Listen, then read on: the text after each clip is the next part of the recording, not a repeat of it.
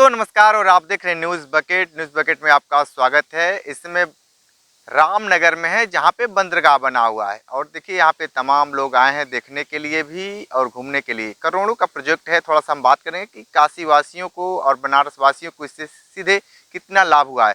ये बताइए कि करोड़ों के प्रोजेक्ट ये है, ये काशी वासी इससे कितना लाभान्वित हो रहे हैं। देखिए, ऐसा है कि ये पैसे की शुद्ध रूप से बर्बादी की है मोदी सरकार ने। मोदी सरकार ने सागरमाला जो प्रोजेक्ट बनाया बनारस से कलकत्ता पोर्ट तक के लिए, वो उसकी कॉस्ट में देख रहा था 88,235 करोड़। बनारस का पोर्ट बनाने में 2415 करोड़। तो हजारों लाखों करोड़ रुपए लगा के कुछ हुआ नहीं। एक जहाज आया, वो जाके आगे फंस गया, अब उसका कोई नाम लेवा नहीं। तो मतलब अनुभवहीन सरकार को सिर्फ और सिर्फ पैसे की बर्बादी करनी है। मुझे तो ये लगता है कि इस तरीके से बड़े बड़े प्रोजेक्ट बना के सरकार के मंत्री, नेता, खुद इसमें प्रधानमंत्री भी शामिल हैं, ये लोग उसमें कमाई का जरिया बना रहे हैं। भ्रष्टाचार का मूल कारण बना है ये प्रोजेक्ट। 88,235 करोड़ का एक जो अमाउंट है वो तो प्रपोज था, लेकिन हमको लगता है ये सारी चीज़ें करते कराते वो कम से कम 1.5 लाख करोड़ में गई होंगी, क्योंकि रोड सैंक्शन होती है 5 लाख की, बनते बनते हो जाती है 10 लाख की। इस सरकार में यही भ्रष्टाचार का तरीका है। तो ये 1.5-2 लाख करोड़ रुपए जो बर्बाद किया है इस सरकार ने, इसको कुछ पता ही नहीं है। इसको कोई पता नहीं है कि इसमें जहाज चला के हम कोई फायदा कर सकते हैं। ये अब वो दौर नहीं है। अब आप सोचिए ना, अमेरिका से या इंग्लैंड से कोई पानी के जहाज से आता है भारत, या कहीं भी कोई ट्रेवल करता है पानी के जहाज से? पूरी दुनिया शिफ्ट हो गई फ्लाइट पे। और ये सरकार क्या कर रही है? जल मार्ग विकास। जल मार्ग विकास नहीं, इस माध्यम से अपने जेब का विकास कर रही है मोदी सरकार। इसमें खूब भ्रष्टाचार हुआ है। और ये देख लीजिए, यहाँ ताला लगा हुआ है।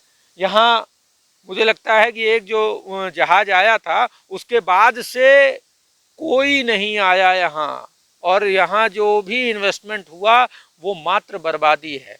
मैं कह रहा हूँ कि 88,000 करोड़ का जो प्रपोज्ड था ये, और लाख करोड़ से ऊपर गया होगा। 1 लाख करोड़ में सैकड़ों फैक्ट्रियाँ ये बनाते, जिसमें गरीबों को रोजगार मिलता, उनके घर की स्थितियाँ ठीक होती, उनको घर चलाने में आसानी होती। इस महंगाई में गरीब आदमी दुश्वारी कम झेलता। अगर फैक्ट्रियां बनाते तो गरीबों के बच्चों को रोजगार मिलता, उनका घर परिवार चलता। लेकिन इस सरकार को सिर्फ तुगलकी फरमान जारी करने और भ्रष्टाचार में इंटरेस्ट है। उसको कोई फर्क नहीं पड़ता। मैं आपको बताऊं धन की बर्बादी कैसे होती।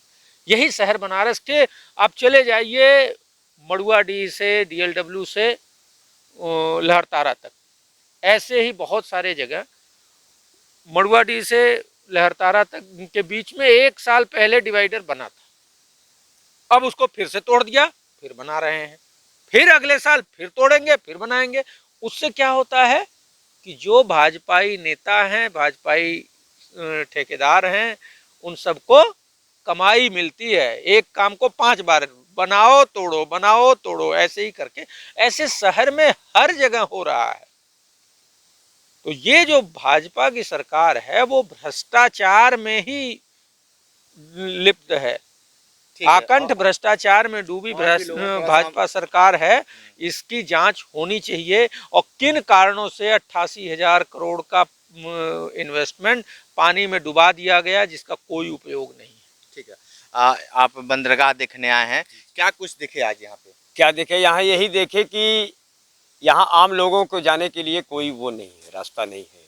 यहाँ सिर्फ मीडिया के लोग जाएंगे जो भाजपा से बिके हैं, या तो भाजपा के लोग जाएंगे, और कोई नहीं जा सकता। यही हम देखे हैं। अंदर से जाने के बाद जब भगा दे रहे हैं लोग, करेंगे नहीं, यहाँ मीडिया जब सूचना लेके आएगी तब हम आने दें।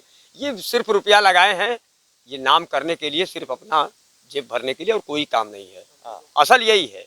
अच्छा, ये गरीबों को लूटना, और 2-4 ज़्यादा नहीं, 2-4 अमीरों को ये और अमीर बनाना, सिर्फ यही सीखे। ये रुपया सोच रहे हैं कि हमें काम देगा, और ये हो गए 72-73 साल के। ये लगता है कि रावण से भी ज़्यादा उम्र के होंगे। इसीलिए इतनी व्यवस्था बना रहे हैं, क्योंकि मरने की कगार पे आ चुके हैं। और ये निश्चित है, ये भी जान लीजिए, अगर सरकार इनकी नहीं बनी 24 में, सिर्फ इस चिंता इनको यही लगी है। इस समय रात दिन सारे लोग जितने भी इनके साथ ब्यास लगे हैं, गेरुआ बाना वाले, चाहे ये हैं, सब तो गेरुआ बाना वाले हैं। ये बताइए कि आप लोग यहाँ पे क्या करने आए थे? सर हम लोग यहाँ पर देखने के लिए आए थे बंदरगाह, देखे कैसा बना है। 2-3 बार आए, तब से लाग लगा हुआ है, हम लोग अंदर जा ही नहीं पाते हैं। इतना में तो फैक्ट्री बैठा दिए होते कम, तो बहुत लोगों को रोजगार मिल गया होता। बहुत। अच्छा, ये कहाँ से आए हुए हैं आप? हम बबुनी से आए हैं। बबुरी चंदौली। बबुनी चंदौली से आए हैं। तो आज यहाँ पे कितना उत्साहित थे आज इसको देखने के लिए? हम सोचे कि बन कर तैयार होगा तो देख के बढ़िया लगेगा, तो यहाँ पर लाग लगा हुआ, अंदर जाने के लिए अनुमति नहीं है कि हम अंदर जाएं। अच्छा, निराशा आप लोगों को निराशा लगी है। हाँ। तो क्या कहेंगे, जिस सरकार से क्या मांग करते हैं, जो कि कैसे आप लोगों को थोड़ा सा देखने को मिले, ऐसे आपको सरकार से हम आशा ये करते हैं कि ये इतना फालतू खर्चा किए हैं रुपया, इतना में तो अगर फैक्ट्री बैठा दिए होते तो बहुत लोगों को रोजगार मिला होता। ठीक है।